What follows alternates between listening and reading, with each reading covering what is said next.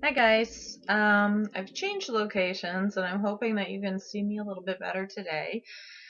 Today we're going to cover something called failing forward. And this is a topic that I am so familiar with. It's actually not even funny.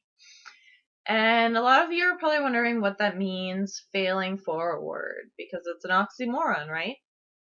Well, failing forward is something I learned about years ago. I actually read a book called Failing Forward, and that's how I know the term.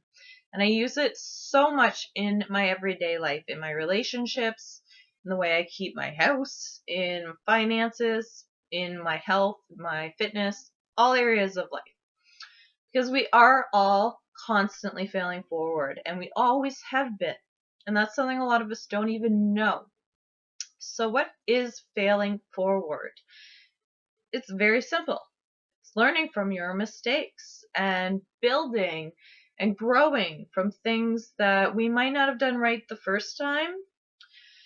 So, I'm going to give you an example. Say in September, I decided to, I'm just going to throw this out here. In December, I went on the 21-day fix, okay? And with the 21-day fix, you get a portion control system with containers, so you know how much of each food group you're supposed to have and how much of it at each meal. You do a workout program, and you get healthier. So September, I nailed it. October, I nailed it. November, I nailed it. December came. Uh-oh. Christmas party. Little too many hors d'oeuvres. Another Christmas party. Too much food again. I slept in one day, didn't get my workout done. The kids are off school, so I don't have the motivation to work out, and I have excuses because they're at home and my husband's at home. Christmas Day comes, dinners, builds up. All of a sudden I realize it's been a week and I haven't done anything. I get into my bedroom and I put on my jeans and they don't do it properly. And I feel like a failure. After all that work I put in September, October, November, whatever months, and this is all hypothetical. I put in all this time, all this effort, and I just let it all go in a week or two. Well, I have two choices here. I can either decide that I'm an epic failure and that I'm never going to achieve success in my life. I am never going to get anywhere because if I couldn't do that and make it last, nothing is ever going to work. Or I can realize that I failed forward. For those 3 months that I was on track, I made amazing progress. But when Christmas came, I fell off track. I learned an important lesson, which is that the program I was using, A, worked, and B, is something I already know I can do. And so I already understand how easily I can get back on track. And I failed forward by letting myself slip. I can compare this to if you were to take a trip across the country. You decide tomorrow, I want to drive across the country. Okay, well, it's going to take a few days, right? So the first day of the trip, you are so excited. I mean, way uber excited, right? You got your mixed CDs or mixed tapes if you're me, because I don't have a CD player in my car. You got all your music ready. You got your snacks packed. You got your clothes packed. You are ready to hit the road. Like, absolutely ready to go. And you start driving, you get going, you're feeling awesome, you got the windows open, the wind's blowing through your hair, you're so happy and you're so excited and you know where you're going and you're like, yes, yes, yes, I'm finally doing it. But eventually you're going to have to stop for the night, you're going to have to get some sleep, you're going to need fuel, you're going to need to eat, catch up. So the first night you stop, you sleep, catch up, get in the car the next day. You're still pretty pumped, but you're not like you were the first day when you first got in the car. You've already listened to all your CDs and, you've seen a lot, you've driven a lot, and it's kind of wearing off, but you're still pretty excited. Okay, so you get to the end of day 2. Again, you need to stop and rest, refuel, all that stuff. Day 3, you kind of get in the car and you're like, oh my god, already I just want to get there. I just want to get there. Like, I'm tired of driving. So, you start speeding a little bit.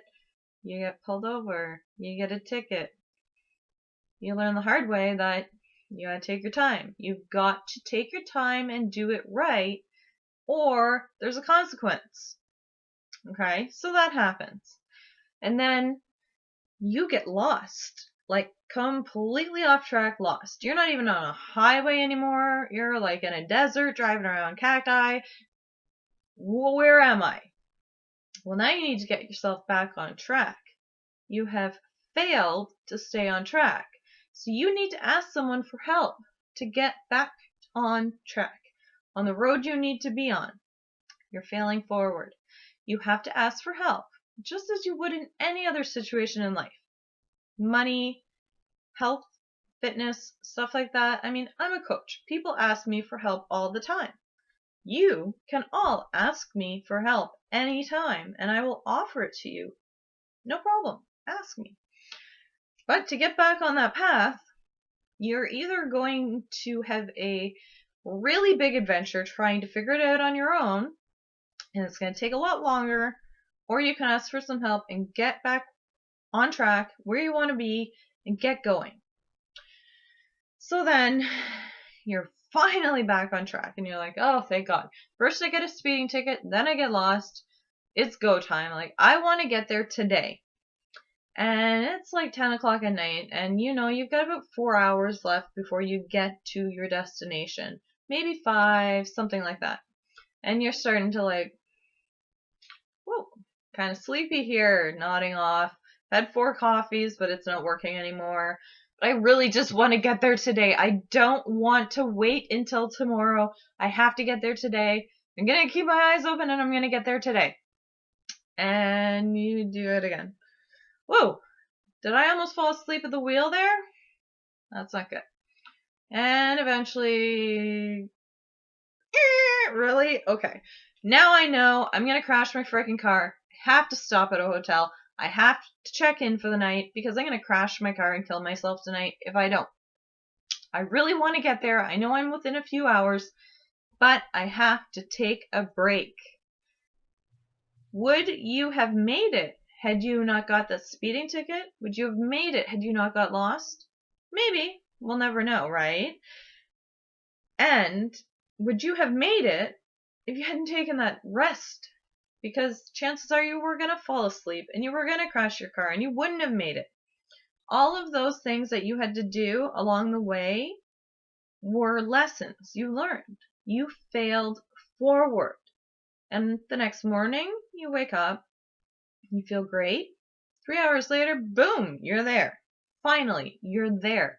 You're at the ocean, your feet in the sand, you can smell salt in the air, and it was all worth it.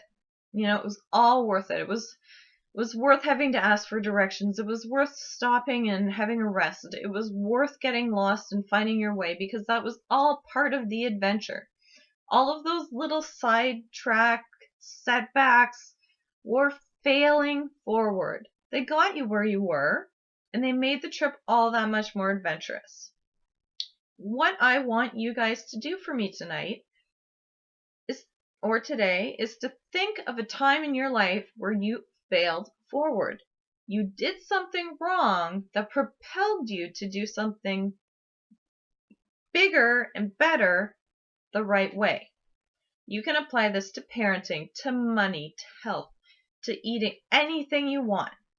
Something, like I said, if I had been doing the 21-day fix and then I failed over the Christmas holidays, but the lesson pushed me harder to start January 1st, boom, I'm focused, I'm committed. Because I let myself go over the holidays, I am that much more dedicated to doing it right this time. So name a time in your life where you failed forward, and what does that mean? How did you fail that pushed you forward?